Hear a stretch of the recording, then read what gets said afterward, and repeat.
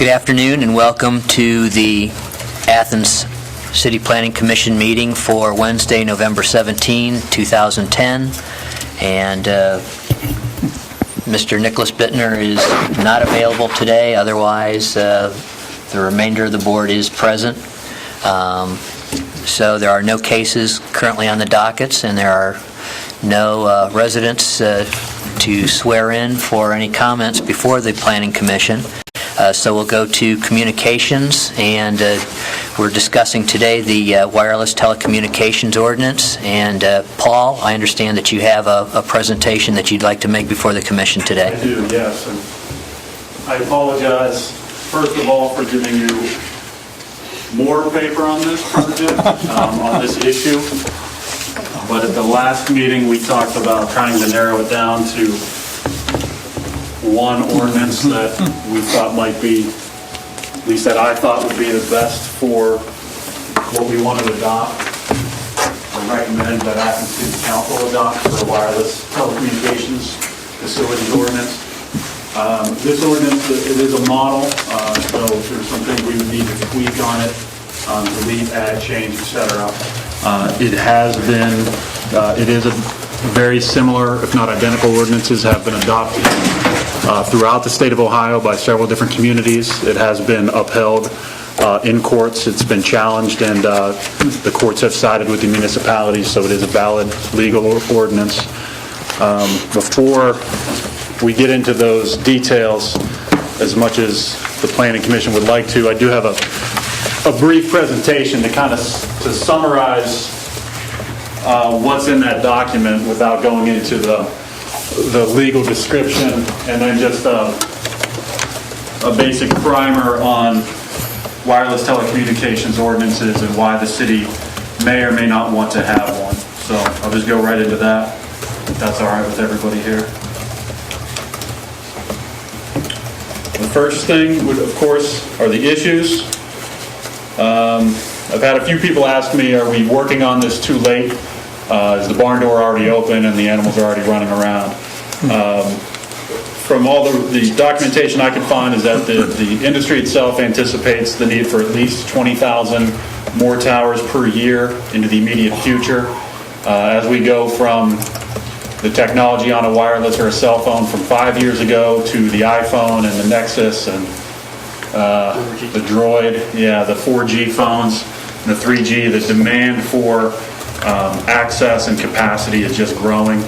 As people eliminate their home phones, landlines, and go just to the mobile, that demand is going to continue to increase. Like I said, the expectations and the capabilities of for what we want out of a cell phone are increasing.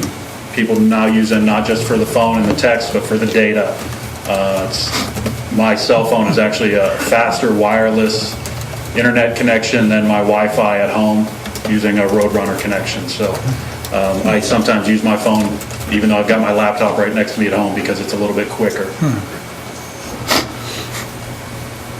And from what I can read is that the demand in most communities around the U.S. is to have 3 to 4 times the number of sites as we move from into the 4G and beyond.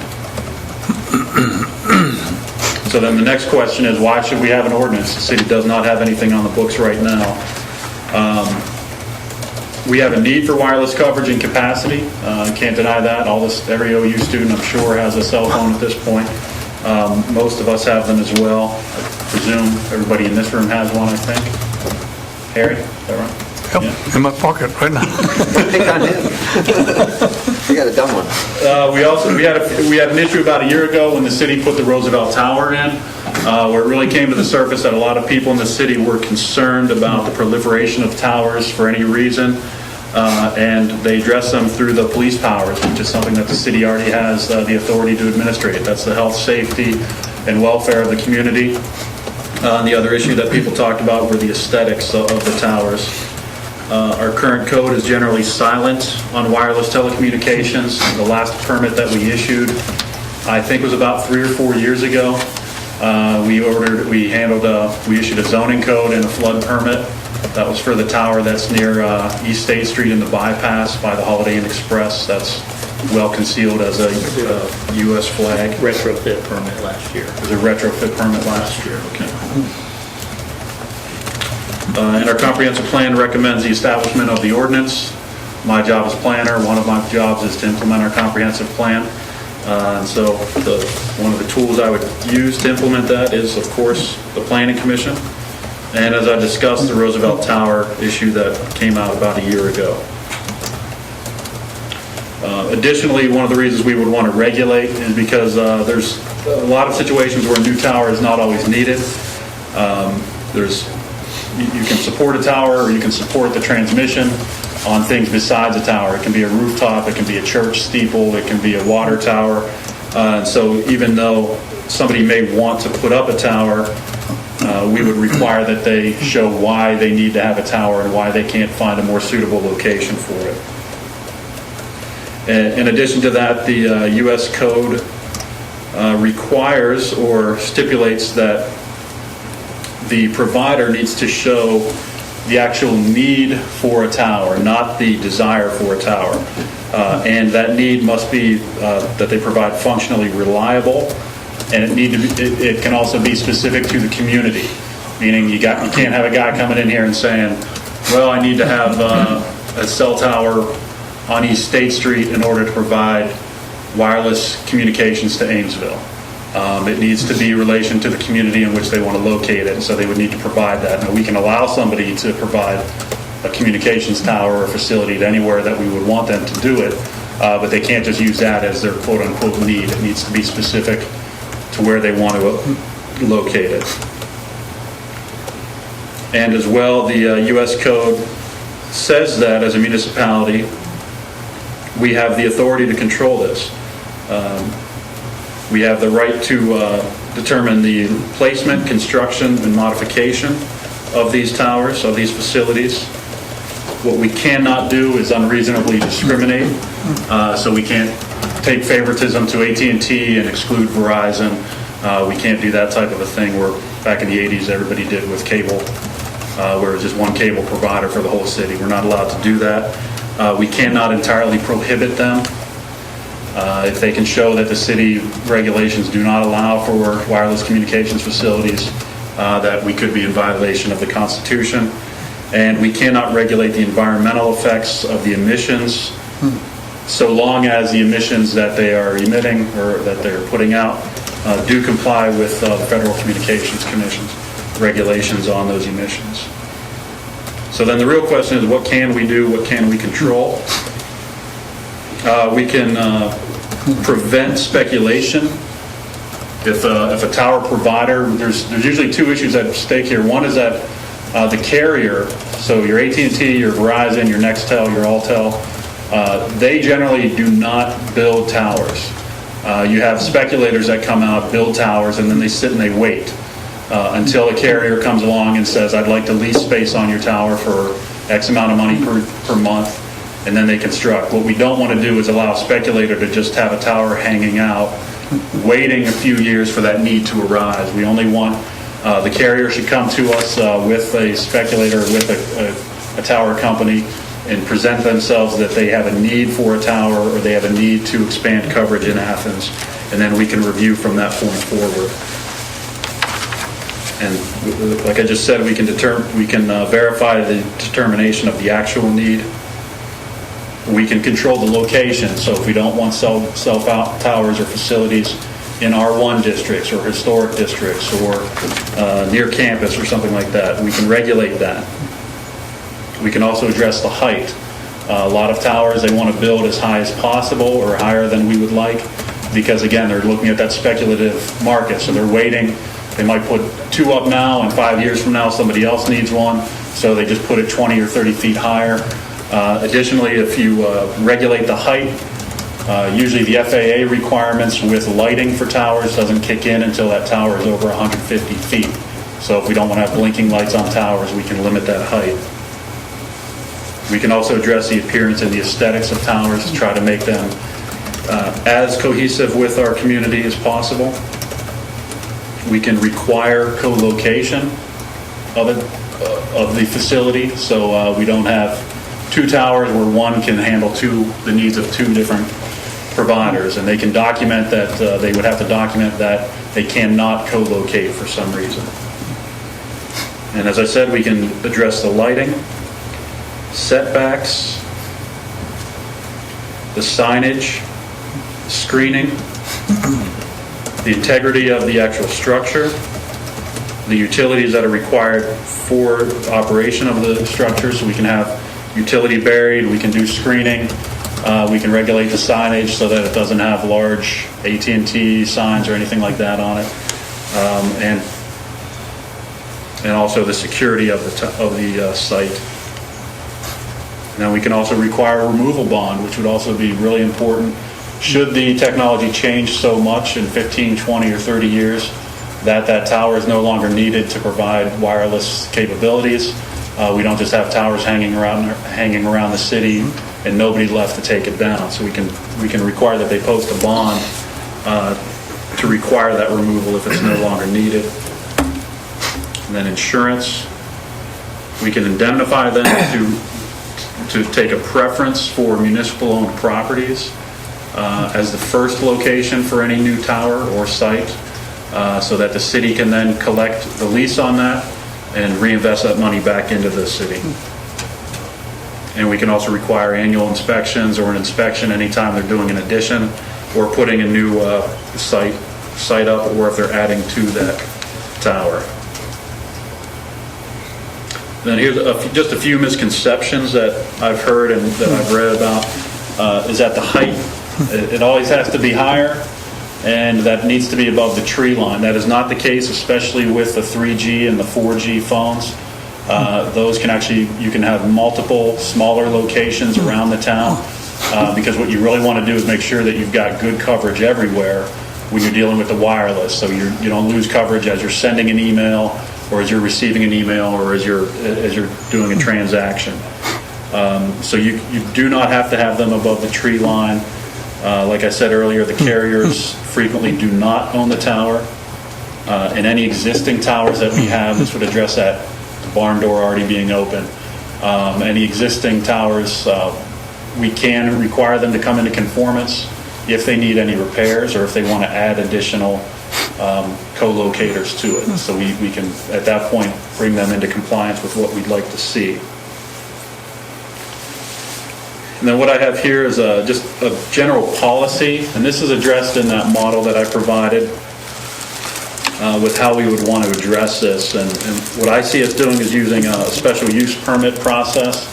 We would hire, or that we would require that the installer contracts with, we would set up an outside engineering firm to review the documents at the developer's cost. We would have likely the permit, I would think it should be its own separate ordinance, take it out of the zoning code and just have it as a wireless communications facilities ordinance, so have its own title or chapter in Athens City Code, and then probably have the Planning Commission be the body that reviews and then ultimately approves that special use permit.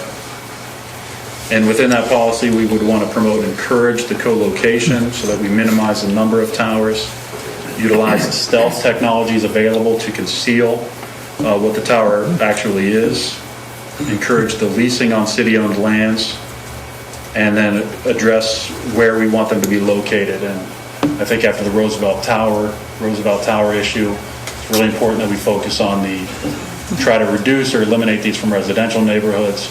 And also then, in my opinion, I think we should look at the historic districts too. And we would want to have a policy that excludes emergency services. So if E911, city police, city fire, the sheriff's department, if they need to put something in, we would work with that exclusive of what the ordinance states. We would allow ham radio and citizens bands to be exempted, and your Wi-Fi, Bluetooth, etc. that we have at local coffee shops and on campus, unless they need a new tower, we would exempt them from this ordinance as well. And that's pretty much all I had. Here's a few pictures just to show you some of the stealth technologies available. You see that flagpole on the top right, that's a cell tower. The water tower in the middle, that silo, that would be a good one for an agricultural area.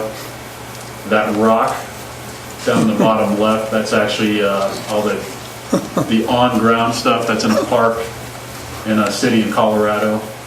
The cacti right there, probably not the best aesthetic for Athens, Ohio, but it's an option, and then that tree as well. And they've also been a lot of instances where they've been put on church steeples.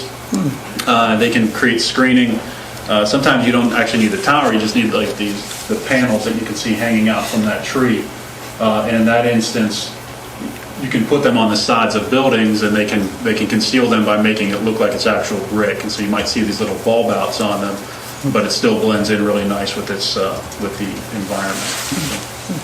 So how big are those cactus? From here I can't see any perspective. Those are probably about 100 feet tall. Okay. Those would be giant cacti you see out in Just wondered. Arizona. Can I Is ask a question? there questions? Yeah, I have a few actually.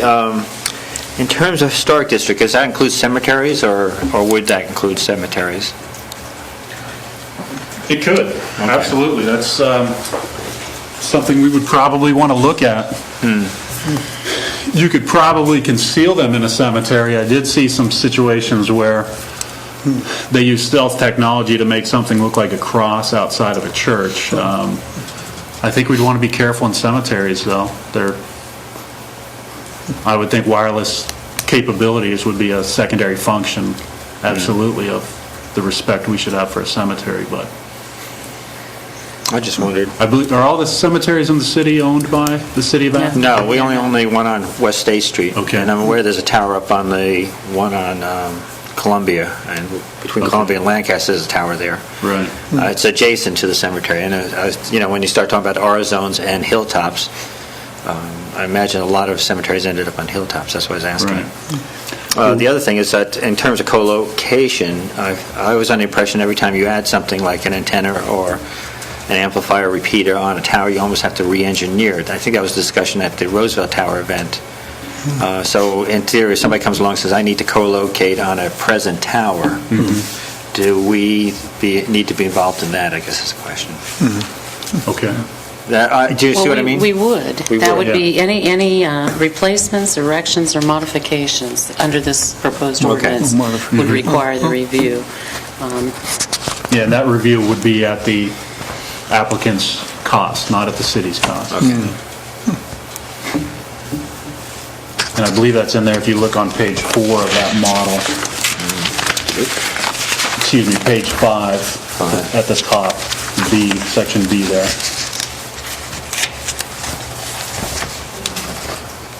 All existing shall be allowed to continue as they presently exist, provided, however, that any visible modification of an existing facility will require the complete facility and any new installation to comply with this ordinance.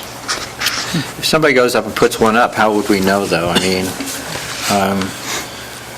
all it takes is somebody to climb the tower, add a utensil, and... Well, if we have everything permitted, for one, we should be able to, we need some eyes out there. You would think that in most situations, the carrier or the provider would be well aware that they need to permit for anything that they do.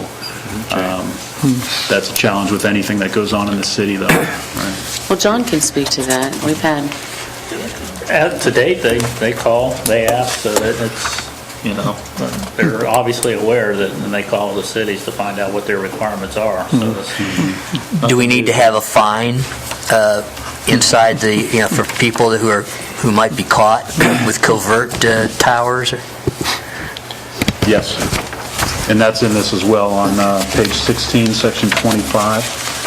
And that's something these are the types of, again, I gave a model, so we really need to look kind of at some of those details as to what's recommended in the model for the fees and the fines and et cetera are what we would want to see. So looking at 18 pages of ordinance here, probably condensed down to less once we get done with it. And I see you have an overall policy and desired goal, so that's the intent portion that we usually see in our code. Yeah. So the special permit system would be coming out of the code office, I assume? we can set up a new, just a form, just like any other permit application that they would fill out, and then we'd run it through the process where it would come through here. Paul, any questions? No, I sat in on a meeting that we had with Fox Engineering, came over from Parkersburg, West Virginia, to talk about, they do this already for a number of municipalities, both in Ohio and West Virginia, and they told us flat out, it is indeed our responsibility to monitor the tower replacements, erections, modifications, and we learned the hard way with the Roosevelt Tower ourselves. So. Yeah. Harry, any questions? Mary, any other questions? Well, I'm wondering what would be, if we adopt this whole hog, which I suspect we won't, I guess I'm trying to figure out I guess I'll have to read to find out what the good parts are and the bad parts are, of course. Yeah, perhaps at the next meeting, we can review over the next 2 weeks, and at the next meeting, have a discussion, or even prior to that, as to what we think needs added or changed, and what's missing from it. And then as we get into December, we can try to finalize the ordinance that we would recommend to the City Council. Paul, I have a few questions. Where's the university on all of this? In other words, they have a lot of land that they could put towers on. Would they be working in cooperation with us, or are they devising their own plan? I've been wondering that myself. The tower that's, the flagpole tower is on university land. They did file floodplain and zoning permits. Fees were paid. That's a for-profit. Somebody's making a profit off that, and the university's leasing the land. In my mind, I don't see how that's any different than Kroger, Walmart, any of those East State Street properties are all on university land. They lease that land from the university, and they're required to get permits because they are a business just like anybody else out there. So I don't see why they'd be exempt. If the university is building a tower, or if they're doing something for internal communications, that might be a little bit different. As to whether they need to be permitted and reviewed by us, but it's something we should look at. But if it's a for-profit, I don't see why it would matter where it is. If it's in We're the city. permitted to review those? I believe so. If it's on university property? Yeah, we did in the past. Yeah. Yeah. Typically, how much land space are we talking about that's necessary for these towers? I mean, you showed some examples there. A tree, I guess, Yeah. Well, that's what I've seen is anywhere from you want a fall zone to be, if a fall zone's an issue. Now, if you're dealing with concealment, if you're not actually building a tower, then a fall zone's not a problem. And like there's a tower on top of 8 East or 8 North Court, right next to us. Your fall zone, I believe it should be roughly 1.5 times the distance or the height of the tower. But I'm not 100% sure on that. If it's guided properly and if it's engineered and it's reviewed by an engineering firm that knows what they're doing and can certify on it, it should be good to go if it can withstand the wind, and we do an annual inspection on it to make sure that it's safe. We probably don't need to worry too much about how much land is needed around it for the sake of safety. The concern would be is if we're not reviewing what's being built, and then we're not looking at how much land we're setting aside. What are some potential areas within the community that you see as possible site areas? If we're looking at it through a zoning perspective, the B districts and the manufacturing districts, I think would be the obvious places to permit them by rule, or as a priority, since they're already handling that. There's plenty of, I think if we're looking at concealment, we can deal with it in all kinds of different ways. If we're just dealing with rooftop, small installations like we have at the city garage across the street, I don't think it's really an issue as to where we put it. I don't even know if zoning matters that much. If anything, my concern would be putting them into residential neighborhoods, and if we're putting them in our historic district in the uptown, how does it impact that district? And that would be more of an issue of the aesthetics. I see on page 10 you have this location of wireless telecommunication facilities, and I guess the next question, of course, would be where that lines up in terms of concealment. Concealment first, and then existing towers and structures on city-owned properties, including right-of-way, existing on other structures of other property in the city, new tower, city-owned properties, new tower properties in heavy industrial, that would be our M zone, our B zone, Agriculture, I don't think open space, I guess, is that what we're looking at? Probably, To yeah. translate Again, into those are the things I think we need to tweak on here, Mayor. Okay. Did you say which page that was Page on? 10, section 9. Oh, yeah. Okay, so that's the hierarchy we'd be talking about. So the least likely or least pleasing would be, of course, a residential zone. Right. Okay, and then we still, again, that has to do with whether you can actually, you're on top of a hill or not, I guess. So that needs to probably be translated to our zones at that point. Correct, right.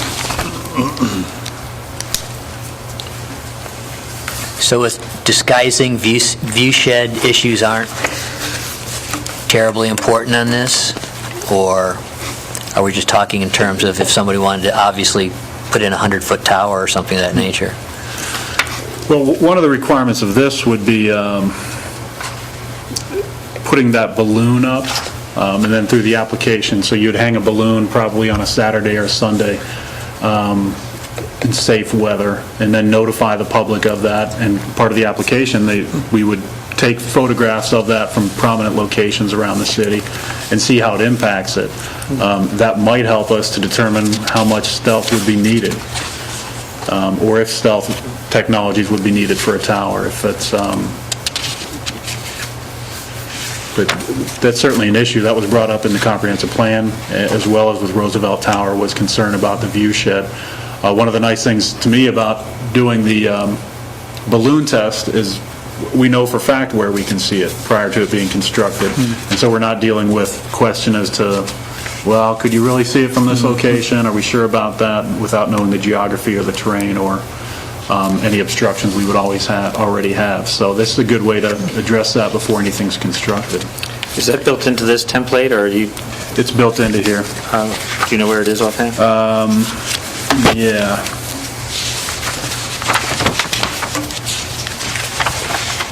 Sure, I'm missing it. I keep looking at it, I'm not seeing it. There's so much here.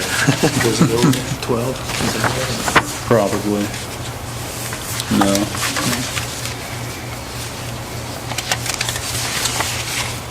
It's in here. I'm not completely sure where, Mayor.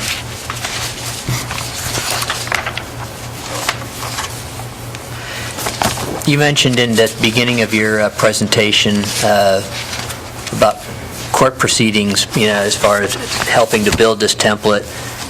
What are some of the challenges that I guess the companies have made against cities or vice versa? Well, Page 9.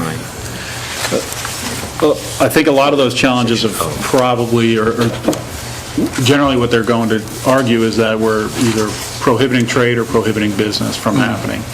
If our ordinance, if we can verify that we're not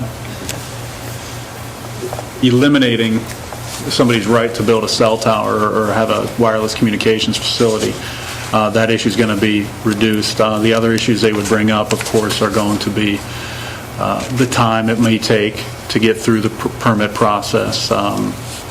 If we can build that into the code and have an expectation, it might take 30 to 90 days to get from start to finish. So then we've already set the expectations before they even come in with to fill out an application. Other issues they might have, I suppose they could try to bring up a free speech argument, since these facilities do transmit conversations, text, emails, etc. I haven't seen much on that. I think, if anything, they're bringing up lawsuits or challenging this, because if you're requiring, say, stealth technology or some more detail, it's going to add some cost to their permit process. I think I found it, page 9, section O. If a new tower proposal, new antenna attached existing structural modification, adding to a visual impact, application furnish a visual impact assessment, which includes, it doesn't talk about a balloon, it looks like, but a photo simulation before and after. The balloon's on page 7. 7? Okay. Yeah. Bottom of the page, number 2. Would have better inform the public. Oh, yeah, I see, a balloon test. Yeah. Great. So that, and again, this is the start of doing a view shed. information in that sense. It's part of it. One concern I heard about, I have in exempting, say, city government from being able to, build another tower or what have you, and being exempt from having to go through some of the processes that non-government or non-city government process or entities would have to go through. Given that the Roosevelt Towers was probably the most controversial issue, is there some other way that basically the city would, as far as say the mayor's office would have to go to at least the council and have them review what they want to do, and I'll again, leave if that that's up to something. a few other people to chime in on, but we did, when we did the solar installation at the community center, we did bring that through the Title 41 process. Even though we're technically exempt because we're the city, we wanted to go make sure that the transparency was out there, that we're addressing through the same process. It would seem that we can do some of the things, balloon tests, et cetera, and try to find the best way to do something, but when we're dealing with safety, especially police, fire, those issues are significantly different than my desire to be able to download or check out the football scores on my phone. So we are dealing with a little bit different, I think. Right, but if you're talking about safety issues, just zeroing in on that and putting, say, aesthetics and whatnot aside, just talking about safety issues, if residents had concern, what safeguard do they have then in that situation? Well, if we were addressing something that's safety related, that's what we're doing on behalf of the citizens. Right. Again, if we found a need, we would attempt to go through these same steps, either co-locate, modify our existing. There's no intention to Right. build It's another important to note, structure. when we're talking about safety, it's not for the safety of the city administration.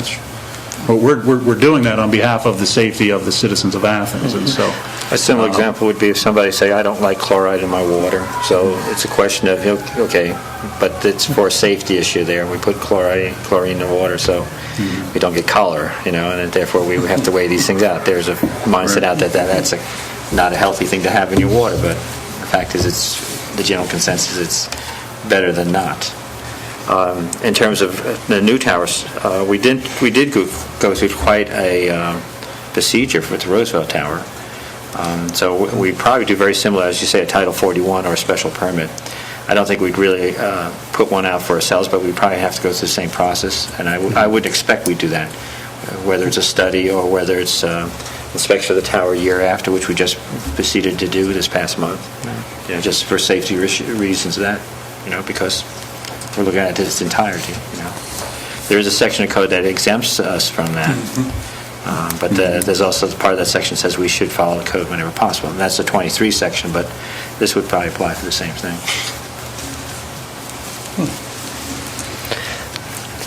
John, was there anything else, or Paul, anything else that you wanted to add, or John? I didn't have anything right now. Okay. Anyone on the commission? So you want us to look at this, I assume, and... Yeah, I would think the next steps would be to, if possible, if the planning commissioners over the next 2 weeks could review what's in here and think about things that we need to change based upon the city or things that need to be added or deleted from it. Points of discussion for the next meeting perhaps on December 1st, and then after that meeting we can try to zero in on how we really want an ordinance to look and recommend, and then move forward to council in the next month or month and a half. Do you think we need some feedback from industry on that level, or will we get it? Do we fully expect to get it? Well, I've had a few people ask about it, and I've provided copies of this to them, but I haven't heard much. We could certainly do that. We can bring in an engineer to talk about it if you'd like. At City Council, of course, there would have to be this very public at council with public hearings and notice and all of that before. And City Council may take what we recommend and scrap it or cross out huge sections of it anyway, or add to it as well. Do you, since it would be, I assume it's not in Title 23, so they could do pretty much what they want with it at that point? Yeah, I would think this would be its own separate title. Again, so if we keep it in Title 23, then as a special use, the Board of Zoning Appeals would be the reviewing body. They only meet monthly for one, and we'd be relying on them to review it based upon this. But if we take it out of it, then we can have it be reviewed administratively by the Service Safety Director to sign off, or the Planning Commission, or City Council. I would think the Planning Commission would be the logical body for this, since it is a mix of an elected official, 3 citizens, and the Service Safety Director, so it does get good representation across the board. And you meet twice a month, so And it is land for the use. sake of the applicant, we make sure that we're moving in a fair and a timely manner for them. Okay. So we'll continue this discussion at further meetings, at the next meeting. If I can move along to reports from the city planner and code enforcement. Paul, did you want to go ahead? Anything? Yeah, the first thing I wanted to bring up, I sent an email to the commission. I think I copied you on it, John. I apologize, I forgot to bring copies of it with me. Was a discussion from a listserv I'm a member of in relation to planning issues around the state of Ohio. A planner from somewhere northeast Ohio, I believe she had asked what cities are doing in relation to internet cafes, and are they permitted, and if so, in what zones? And when I saw the email, I deleted it, not thinking it was of any interest to us, and said, what's the big deal? It's just computers in a room. And then another planner chimed in and said, you need to be really careful with internet cafes, because people are putting those into communities as an end around to gambling laws. They put in the internet cafes, and then people come in there and they do the internet poker and sports gambling online, and they just rent out the usage of the internet service for a half hour, 45 minutes, or whatever. And so essentially, there's some cities and villages in Athens or in Ohio where you kind of have these quasi-casinos going on inside internet cafes. And so some cities are looking into whether they should just be outright banned from their cities. But I'm not sure where we would want to go with that. But like I said, I didn't think it was a big issue, and then somebody pointed out that they are using them as an end around. So I thought maybe we should discuss that or look into that. Okay, are they talking about something that's a permanent? It sounds like it's almost like a floating casino. Are you talking about this is like a Well, cafe? an internet cafe, in my experience, an internet cafe is just a room, usually in a B district, where you go in, you buy time, and they've got a series of computers set up, and people go in there. If they don't have internet access, you can go in there, surf the internet, send emails, receive emails, do whatever you want on there, just like anybody would at home with the internet. But the reason that people are putting them in now is they're almost advertising the fact that you can come in here and we'll set you up on a website that allows you to play poker online.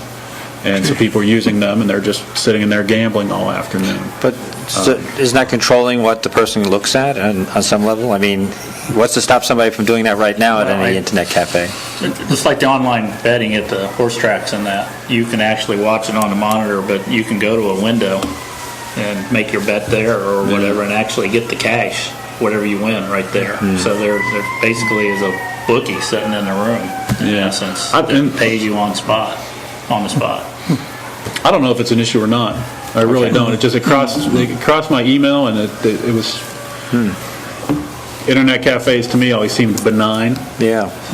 But when I saw that, I did start wondering, is that an unintended consequence that, how would that impact your community or your neighborhood? How is that any different than a poker hall at that point? And is that the goal of an internet cafe? Well, someone could do this at home anyway, couldn't they? Or Sure, yeah, people do. No cash transaction at that point, that's on your credit card or however, not actual. I think it's a question we need to speak to our police department about as well, because there was an issue a while back with somebody wanting to do something similar to that, and I did talk to them about it, and I cannot remember what I was told now, but I think it's something that we need to speak to them as well as the law office about. So you're saying that the transfer of money and the location, it's not only an internet That's cafe, it's what- also got a teller or somebody That taking was the my money. interpretation, Yeah. but Yeah. again, I'm not trying to get into panic mode and say that Yeah. there's all kinds of vice coming into Athens that we don't already have here, but just something I thought maybe if anybody wanted to, we should be aware of it and considering whether there's a risk here or whether we're going to permit something that we think is a good thing and it's actually a problem. So, other than that, just a couple announcements I have. The kickoff event for the solar project takes place tomorrow at 11 a.m. at the community center. There will be a ribbon cutting and a presentation on how the system works. Several of the, all of the organizations involved with that project will be present, giving presentations, and weather permitting, there will be tours. It is up and running right now, and it was generating electricity even yesterday when it was pouring down rain in the middle of the afternoon. You can monitor that online, and we'll be putting up a link to that on the city's website very soon. But if anybody would like to attend the meeting tomorrow, I'm sure, Mayor, you'll be present. Paula, I would assume you are, but Harry and RJ, if you've got time or a lunch break and you want to come out, please do. We'll probably do Jury. something. What's that? Are you really? I'm on the list. Jury duty. Fun. We'll probably do something in the spring with that as well on a Saturday or a Sunday, have an open house for it so that the people who can't get off work tomorrow can have a formal tour of it and information session. Last night, we met, the Athens County Hazard Mitigation Committee met. The Athens County planner and his intern are close to having a draft of the countywide hazard mitigation plan completed. I think Bob expects that to be done January, I think, early January, late December. And that'll be in a draft, and then ultimately City Council will have to adopt an ordinance. There will be it's a countywide plan, but we will have to tailor a few parts of it specifically to the needs of the city of Athens, et cetera. So we'll be working on that. And I'll be presenting to Athens City Council on Monday evening on the lot coverage requirements that the Planning Commission recommended 2 weeks ago. So. John? Oh, sorry. Did you have anything for Paul? Yeah, I had one question. How much, in terms of the mitigation plan, how much does this body have to deal with in terms of evaluating risks and impact for natural hazards? Is that something us as administration should be doing? Is that something everybody should be involved in here, or just be aware of? It's a good question. I'm not sure how Bob plans to handle that, whether, I think we need to have a close review of it from what the city wants to make sure that we've got covered in there. I'll be happily provide a draft of it to the Planning Commission, and if anybody on the Planning Commission wants to review it. We'll be looking really at the risk assessments and the issues that we address in the city, specifically relating to flooding being the primary, riverine and flash flooding, windstorms, and all that. So. Okay. I imagine council has to, if I remember, Bob was saying that the council's going to have to approve that, as you say. Council will have to adopt it, So that'll and be it is a requirement at the state level that we will have to have an adopted hazard mitigation plan. So we need to, now, Bob's going to do the countywide plan, and I would assume that the county commissioners are going to adopt for all the townships, but at the municipal and village level, we have to adopt separately. We do have requirements, and it's not just, well, the county adopted a plan or the commissioners did, so the city's off the hook. We would have to adopt our own, and so if there's things in that plan, as a municipality, we can alter and add to or scrap it and do our own if we needed to.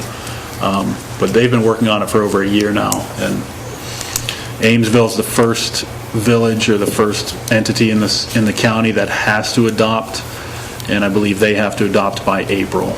But Athens, technically, we don't have to adopt until 2012, I believe. Okay. Well, to clarify, we already have one in existing. These are the renewals. These are the updates, Yeah. the five-year plans. And Amesville had theirs adopted first, so. Any other questions for Paul? John? Excuse me. Just want to add that we had our first roundtable meeting 2 weeks ago on the sign discussion, property management signs or rental signs. It was represented by the landlords and by the neighborhood area associations. We will be getting that together again in a week or two. There's a prototype sign that is being made up, and we're waiting for that to be finalized, and then it will be presented, and they'll start working on content and placement and where all it can go, and then kind of go from there. But it was a very good first meeting, so it went a couple hours long and got heated at times, but to be expected. So we'll continue on that, and when everything's ready, we'll bring it back in here. And the people involved are going to stay involved? Are we going to have yeah. a turnover? Yes. Okay, just wondering. What was the thrust of the conversation as the meeting ended? As I kind of gather it, it sounds like the proposal for a 12 by 18 sign, property management sign, almost a whole new section being written for property management signs, the 12 by 18 being allowed on the front of the home itself within so many feet of the door, where the bottom third of the sign or quarter of the sign could be removable, or some sort of a placard that would, almost like the nameplates here in front of the bench, or that would say for rent or available when or Happy Halloween, whatever they want to put out there. And then the idea came up towards the end of the meeting to make it mandatory on all rentals. So that was kind of, still up in the air as to where that goes. But and then the content of what can be on the sign is what they still need to discuss. And then obviously we got to work on the zones, where they go, consistency, etc. There's still a lot of work to do. So, but that was the first go-around. Were there any non-rental owners at present, or? Yes. Actually, the chairs of the east side, north side, and west side neighborhood associations were all there. So they were there as well. Were they in agreement with the flow of the meeting as far as where it was going? Yep. Good. Actually,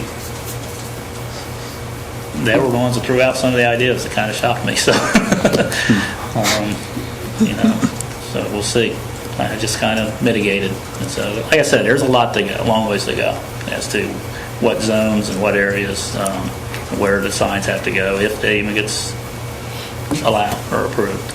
Don't know what the prototype's going to look like, if they accept that when it comes to us or not. So we'll see. Anything else, John? Nope. Okay. There's no one else here to speak before the commission today. Announcements and other business? Mayor, Paula, Harry? Nope. Okay. Our next meeting, December 1st, 2010, at noon, here in the City Hall. Disposition of minutes. Did everyone get a copy of the last meeting's minutes? Any questions, concerns? No, they look good to me. I would move that we accept the minutes. Is there a second? Harry seconds. All in favor? Let's see. Well, we'll call this meeting adjourned. Okay.